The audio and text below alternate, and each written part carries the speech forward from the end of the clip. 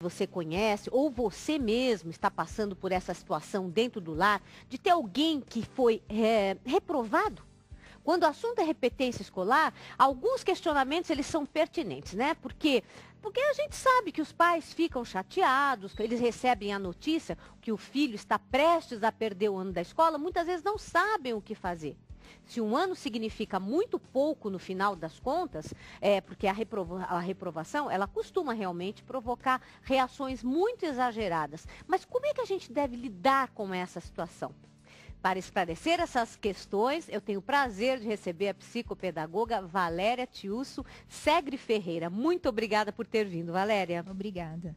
Bom, eu queria que você já começasse falando sobre essa questão de, primeiro, como é que os pais podem lidar com o próprio sentimento de impotência, muitas vezes de tristeza, até mesmo de revolta, quando um filho repete de ano.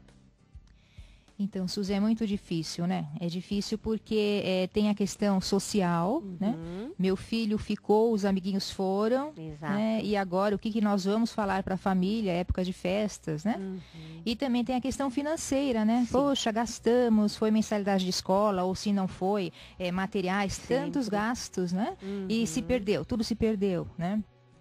Mas, veja bem, é difícil, mas nós temos que pensar também que a criança, ou no caso o adolescente, não reprovou porque quis, né? Muito bem, é Como verdade. que a gente vai, já pensou fazer o ano todo porque a gente quis, livre e espontânea vontade? Não é assim, né?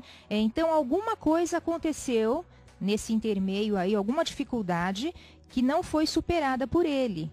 Então, assim como a família fica triste, fica chateada, enfim, a criança, o adolescente também fica, porque não é fácil fazer tudo novamente, por conta, às vezes, de 2, 3 matérias, né?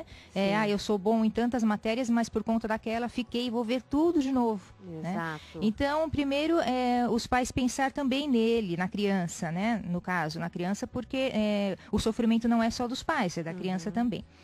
E repensar para o próximo ano, né? O que nós vamos fazer para melhorar a situação e seguir em frente? Primeira coisa que eu queria que você dissesse assim, de uma maneira bem clara. O pai recebeu o boletim, né? Normalmente os filhos morrem de medo em apresentar. Eu conheço vários casos, e você como psicopedagoga também deve saber, que alguns até fazem riscam, colocam notas diferentes. Né, Suzy? Exatamente, né?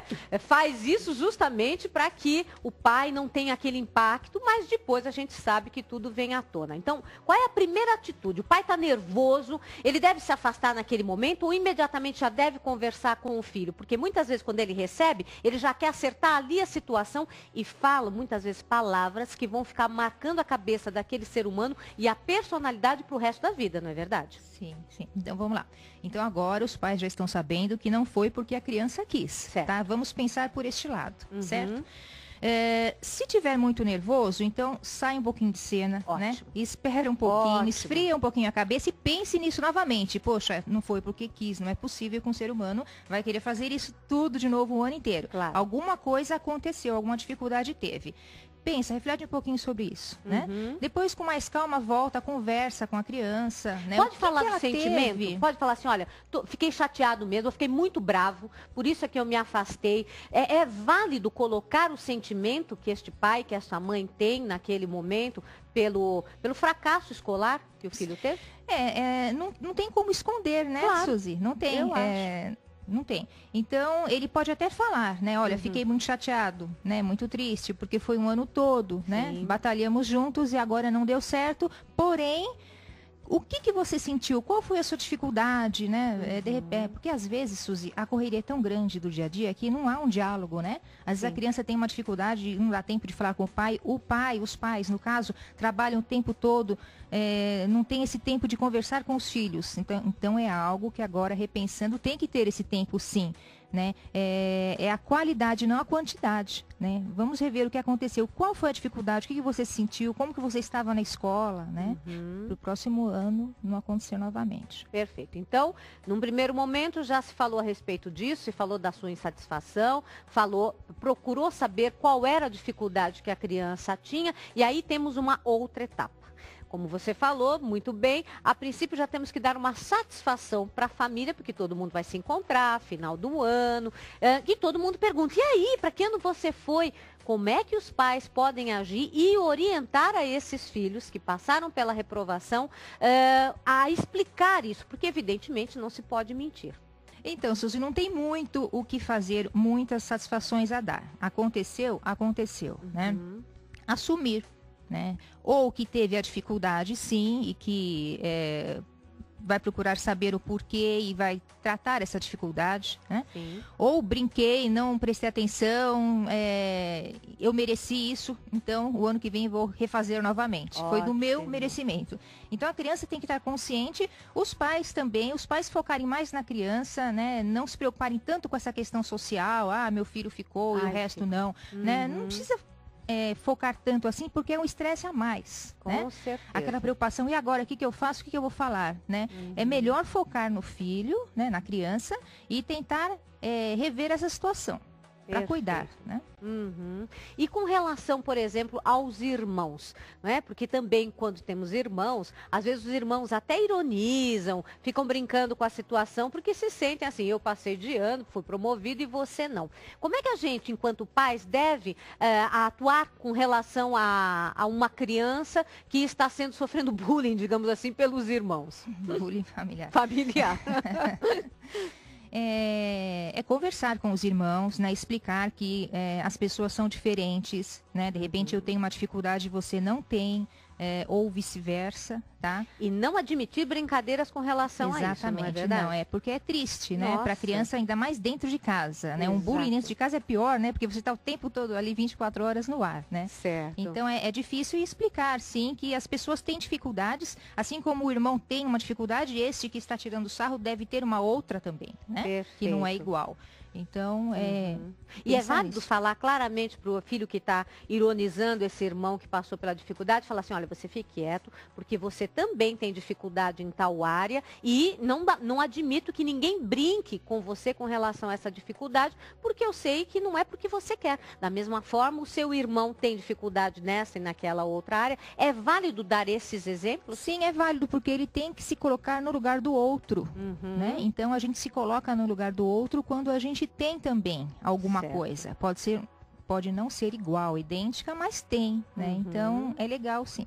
Ótimo. Outra coisa que eu queria que você explicasse bem é como a gente identifica se a criança tem uma real dificuldade no sentido, muitas vezes, orgânica, né? TDAH e outras coisas. E quando é simplesmente assim, uma coisa comportamental, porque realmente não se esforçou, não se dedicou. Como é que a gente percebe essa diferença, Valéria? Então, Suzy, a escola, ela deve estar atenta, tá? Logo no começo.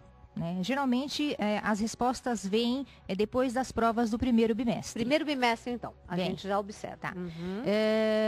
E um especialista é que vai verificar isso, se é comportamental, se é orgânico. Para isso tem as avaliações que se fazem, né?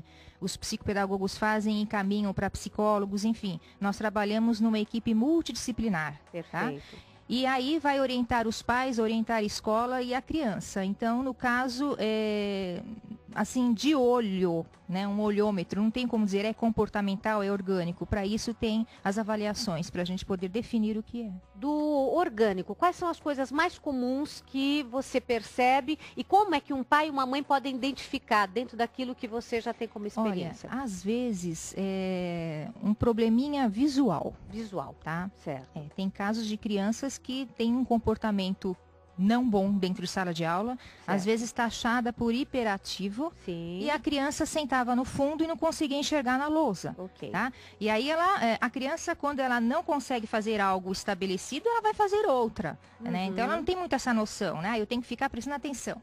E aí ela vai mexer com os amiguinhos, tá? Ela não está enxergando mesmo, ela vai fazer outras coisas, tá? Certo. E é mal educada, é danada, é isso, aquilo. E vai no oftalmo, tem aí 4 graus. Tá? Entendi. Já vi acontecer isso, né? Então muda totalmente. A criança coloca um óculos, ela muda totalmente. Né? Ela está enxergando, ela está vendo, ela está conseguindo fazer as suas atividades. Mesma coisa, um probleminha de ouvido. Né? Por isso é importante a criança com 6 anos fazer uma avaliação num otorrino, né? Inclusive com exame de audiometria para saber se está tudo certinho, se está ouvindo bem. Né? A criança não está ouvindo bem, então a professora falando, ela está mexendo com um lápis cai no chão, Claro. aquela coisa toda, né? Olha, gente, quanta coisa estamos aprendendo. Por isso é que eu gosto dos nossos entrevistados. Eles estão sempre nos ensinando para que a gente fique antenado e realmente perceba algumas dificuldades e melhore a qualidade de vida. Agora a gente vai rapidinho para o intervalo e a gente volta já já, porque nós vamos falar sobre o filho que foi reprovado e é criança, como é que você deve agir. E se ele for adolescente, qual é a melhor atitude a tomar? Não perca, voltamos já já.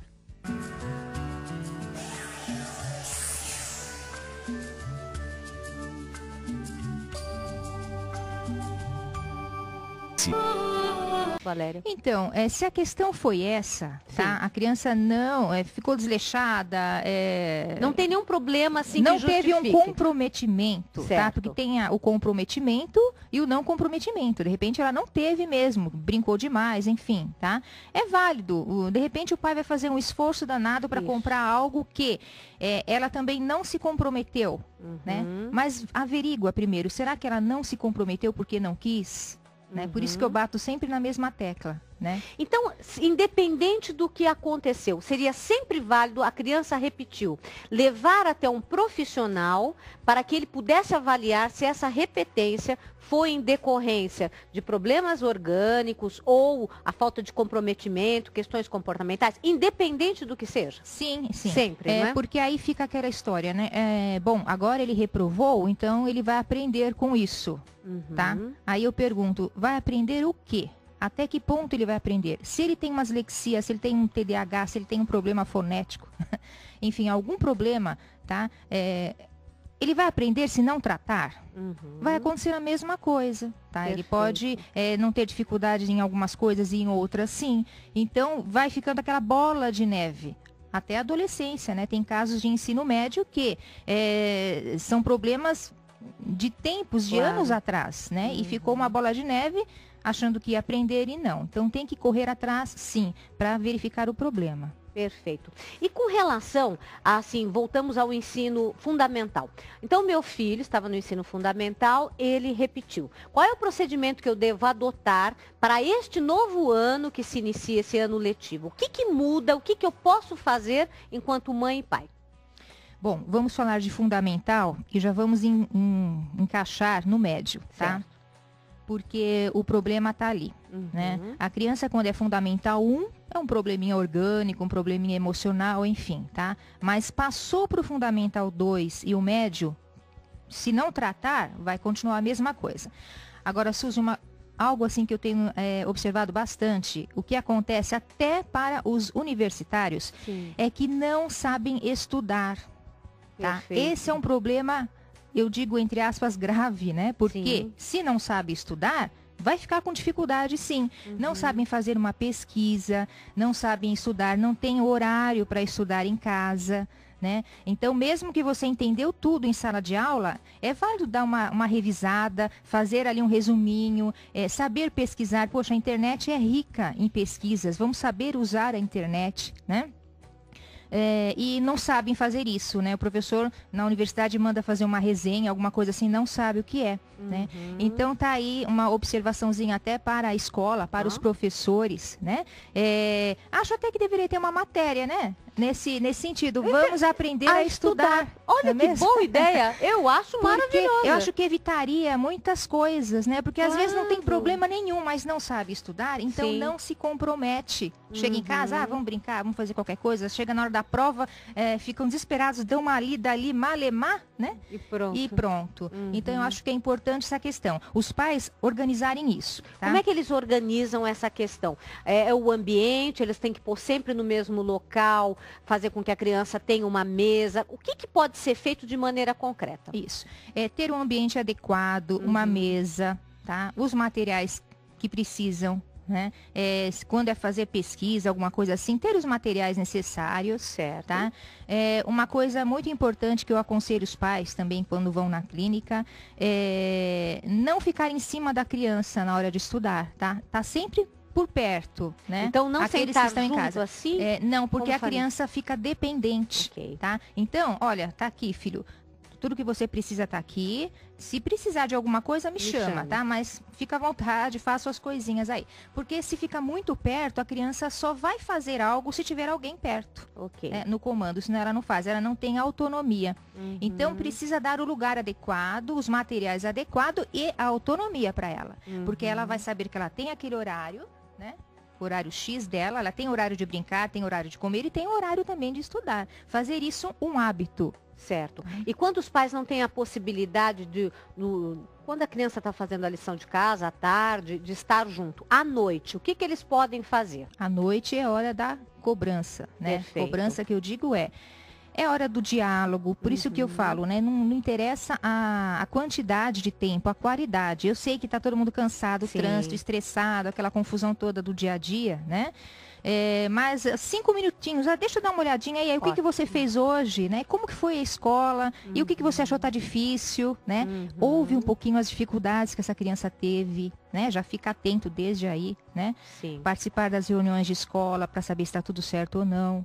Tá? Certo. Então, eu acho que essa interação pai e filho é muito importante. Perfeito. E com relação, por exemplo, às matérias em que ele foi reprovado, é válido já começar no início do ano, fazendo algum trabalho paralelo de reforço, um professor que possa fazer um acompanhamento particular dessa área? O que o pai pode fazer com relação às matérias que o filho já apresenta uma deficiência de conteúdo?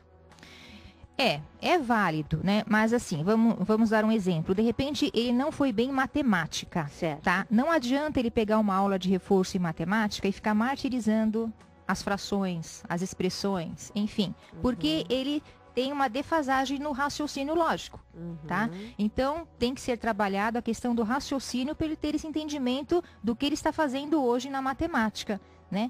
E isso os especialistas, com as testagens, as avaliações, eles vão saber por que emperrou ali a matemática, a questão da linguagem do português, né? Então, não basta só uma aula de reforço aí. Vamos saber o que causou o problema, né? Para não tampar o sol com a peneira, porque isso mais para frente vai voltar à tona. Então, vamos eliminar esse problema de vez, para ele poder ir bem na matemática, no português, enfim. Sim, querido. Uma coisa aqui que está me inquietando. Pois diga. Geralmente, os professores, eles ensinam para todo mundo, né? Igual para todo mundo. E aqueles que têm dificuldade acabam ficando para trás, né? Será que também os professores têm que dar uma atenção mais especial para esses que têm dificuldade maior?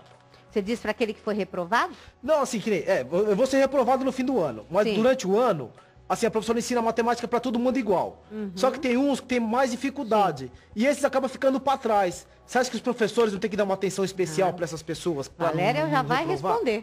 Vai? Sim, tem que dar sim, uma atenção especial. E ter uma carta na manga, né? Atividades um pouco diferenciadas para ele, né? Para ele conseguir... Porque às vezes a criança não está no estágio que deveria, né? Ela está num estágio abaixo da sua idade cronológica. A criança tem 7 anos, mas ela tem a capacidade de fazer algo na matemática, como, né, o exemplo de uma criança de 5, 6 anos, tá? O que acontece? Ela tem que ser trabalhada nessa questão, tá? Então não adianta eu dar uma conta demais, de dividir, se ela não sabe quantidade, nem conjuntinho, né? Aquelas coisinhas básicas que até na pré-escola aprendem, né? Isso os professores têm que estar atentos, sim. E se não derem conta, passar a bola. Vamos para um especialista, vamos ver o que está acontecendo, né? Porque eu entendo também, o professor, de repente, ele está numa sala de aula com 40 alunos. Exatamente. Né? Não é fácil, tá? E desses 40, tem ali meia dúzia que não vai, né? Perfeito. Que estão ali, que não conseguem acompanhar os outros, tá? O professor não vai fazer milagre, porém ele também não pode fechar os olhos, né? Vamos correr enquanto é tempo. Aí a questão de chamar coordenação, vamos chamar pais, né? Orientar esses pais para averiguar o que está acontecendo.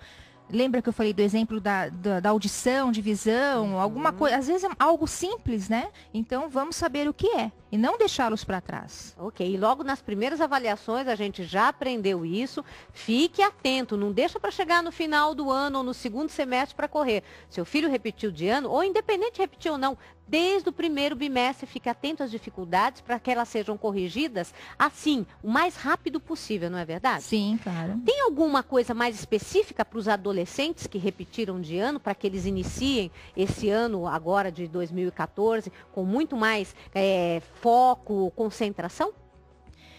Olha, a questão do estudo, acho assim, muito importante, saber estudar, tá? Então, acho que tem que ter um diálogo, sim, saber o que está acontecendo, os pais com os filhos, tá?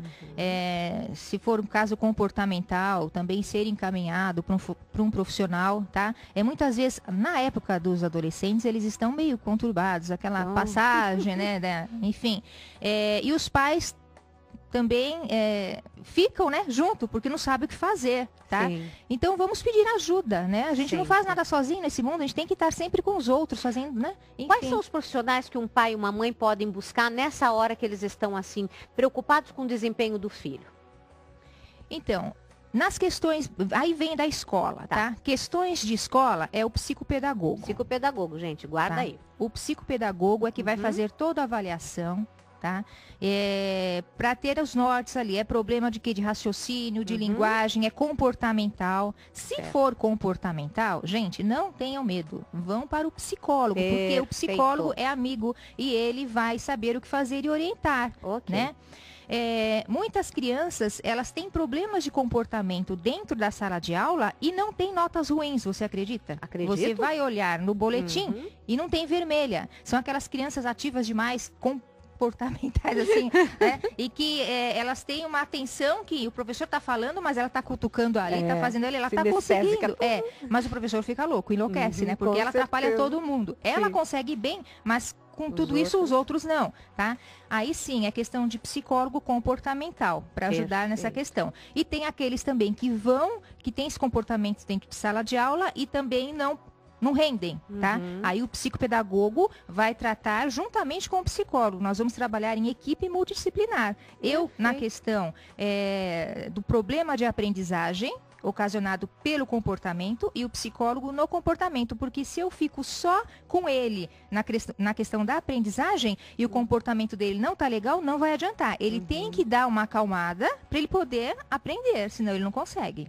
Olha quantas coisas aprendemos, não é verdade? E você quer assistir de novo para repassar isso, para colocar em prática? É muito simples. Assista essa entrevista e também dos programas anteriores no nosso site. Qual é o nosso site, Marcinho? É muito fácil, Suzy. Sim. É paulinas.org.br. Muito bem. E também, se você quiser mandar sugestão de pautas, opiniões, também entre em contato conosco. O nosso programa Família em Foco tem um e-mail. Qual é o e-mail? paulinastv@paulinas.com.br. Olha, Valéria, você foi ótima, muito obrigada. Aprendemos muito com você. Imagina. E queremos que você volte mais vezes, tá? Obrigada. E você em casa espera, porque a gente vai rapidinho pro intervalo e nós, na volta, nós vamos ter muitas novidades no programa de hoje que você vai adorar. Até já.